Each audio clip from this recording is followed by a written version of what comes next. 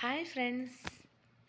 So ഞാൻ ഇന്ന് വന്നിരിക്കുന്നത് നിങ്ങൾക്ക് പുതിയൊരു സംഭവം പരിചയപ്പെടുത്താൻ വേണ്ടിയിട്ട്. എന്താണെന്ന് വെച്ച് കഴിഞ്ഞാൽ, ഇപ്പം പ്രഗ്നൻ്റ് ആയിരിക്കുന്ന അമ്മമാരുണ്ടല്ലോ, നിലവിൽ കൺസീവ് ആയിരിക്കുന്ന അമ്മമാർക്ക് അവരുടെ ഭർത്താക്കന്മാർക്കും അവരുടെ കുഞ്ഞ് ഇങ്ങനെ ഒരു ക്യൂരിയോസിറ്റി, സാധാരണ മനുഷ്യർക്ക് എല്ലാവർക്കും ഉള്ളൊരു ക്യൂരിയോസിറ്റിയാണ്. അവർക്ക് ഉണ്ടാകാൻ പോകുന്ന കുട്ടി ആൺകുട്ടിയായിരിക്കുമോ പെൺകുട്ടിയായിരിക്കുമോ എന്ന് അറിയാനൊരു ക്യൂരിയോസിറ്റി ഉണ്ടല്ലോ. അങ്ങനെയുള്ളവർക്ക് വേണ്ടിയിട്ട് ഞാനൊരു പുതിയ സാധനം പരിചയപ്പെടുത്താം കേട്ടോ. പിന്നെ പരിചയപ്പെടുത്തുന്നതിന് മുമ്പ് ഞാനൊരു കാര്യം പറഞ്ഞോട്ടെ, ആരും ഇത് സീരിയസ് ആയിട്ടൊന്നും എടുക്കരുത് കേട്ടോ. ചുമ്മാ ഒരു തമാശയ്ക്ക് മാത്രം കണ്ടേച്ചാൽ മതിയേ. ഞാൻ ചെക്ക് ചെയ്ത് നോക്കി, എൻ്റെ മോൻ്റെ കാര്യമൊക്കെ ചെക്ക് ചെയ്ത് നോക്കിയപ്പോൾ ശരിയാണ് കാണിച്ചത്. പക്ഷേ അത് എല്ലാവർക്കും ഒക്കെ ശരിയാവുമോ എന്നുള്ള കാര്യം നമുക്ക് പറയാൻ പറ്റത്തില്ല.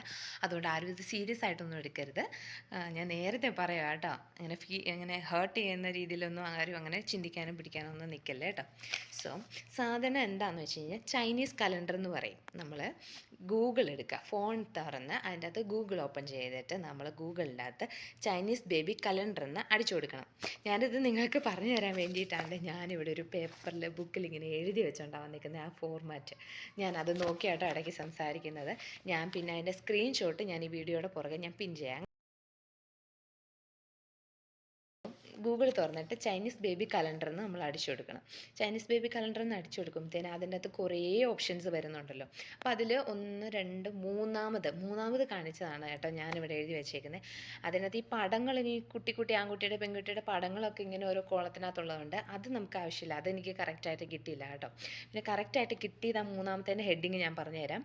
Try these Chinese gender calendar predictor എന്ന് പറഞ്ഞിട്ടൊരു സംഭവം കാണിക്കും. മൂന്നാമത്തെ നാലാമത്തെ മറ്റോ ആട്ടോ കേട്ടോ തുറന്നു വരുമ്പം. എന്ന് വെച്ചിട്ട് അത് ഓപ്പൺ ചെയ്യണം. അത് ഓപ്പൺ ചെയ്ത് കഴിയുമ്പം അതിൻ്റെ അകത്ത് ചൈനീസ് ജെൻഡർ കലണ്ടർ എന്നായിരിക്കും അത് ഓപ്പൺ ചെയ്യുമ്പോൾ നമുക്ക് കാണാൻ പറ്റുന്നത്. അതിൻ്റെ അടിയിൽ ഇങ്ങനെ ഒരു 2 ഡേറ്റ് ഫില്ല് ചെയ്ത് കൊടുക്കാനുള്ള 2 കോളം ഇങ്ങനെ കാണും. അപ്പോൾ ആദ്യത്തെ കോളത്തിൻ്റെ അകത്ത് എന്താണെന്ന് വെച്ച് കഴിഞ്ഞാൽ, ഈ കൺസീവ് ആയിരിക്കുന്ന അമ്മയുടെ ഡേറ്റ് ഓഫ് ബർത്ത് ആണ് നമ്മൾ ഫില്ല് ചെയ്ത് കൊടുക്കട്ടെ. 3 കോളം ഉണ്ട്. ആദ്യത്തെ ആ ഒരു നിരയിൽ 3 കോളം. ഡേറ്റ്, അപ്പോൾ ആദ്യത്തേൻ്റെ അത് മന്ത്, പിന്നെ ഡേ, പിന്നെ ഇയർ, അമ്മ ജനിച്ച വർഷം. അത് കഴിഞ്ഞിട്ട് ആ 3 കോളം ഫില്ല് ചെയ്ത് അതിൻ്റെ തൊട്ടടിയിൽ അതേപോലെ തന്നെ ഒരു കോളം ഉണ്ട്, ഡേറ്റ് ഓഫ് കൺസെപ്ഷൻ എന്നാണ് എഴുതി വെച്ചിരിക്കുന്നത്.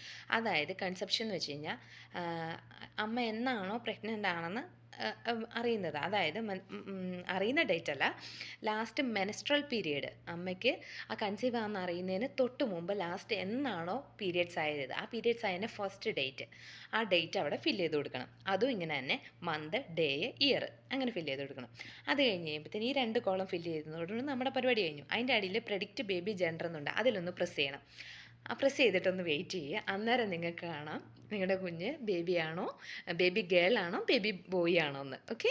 സോ പിന്നെ ഞാൻ പറയുന്നു, ആരും ഇത് സീരിയസ് ആയിട്ടൊന്നും എടുക്കരുത് കേട്ടോ. ഞാൻ നോക്കിയതൊക്കെ കറക്റ്റാണ്. നിങ്ങൾക്ക് ഓൾറെഡി ഉണ്ടായ കുഞ്ഞിൻ്റെ ഡേറ്റോ കാര്യങ്ങളൊക്കെ ഇങ്ങനെ അറിയാമെന്നുണ്ടെങ്കിൽ നോക്കണം കേട്ടോ. അങ്ങനെ വെച്ച് നോക്കുമ്പോൾ നിങ്ങൾക്ക് കറക്റ്റായിട്ട് അറിയാൻ പറ്റും ശരിയാണോ അല്ലയോ എന്ന്. അങ്ങനെ ശരിയാണെന്നുണ്ടെങ്കിൽ നിങ്ങൾ എനിക്കൊന്ന് കമൻറ്റ് ഇടണം കേട്ടോ. തെറ്റാണെങ്കിലും കമൻറ്റ് ഇടണേ. പിന്നെ ഇത് ഒത്തിരി പേര് പ്രൊമോട്ട് ചെയ്യരുതല്ലോ. ആൾക്കാർ കമൻറ്റ് കയറി നോക്കുമല്ലോ, അപ്പോൾ അവർക്ക് മനസ്സിലാവാൻ വേണ്ടിയിട്ട് കേട്ടോ.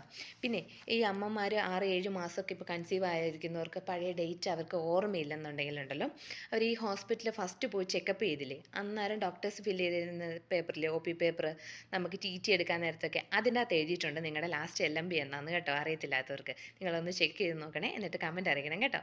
ഓക്കെ, ശരി, ബായ്.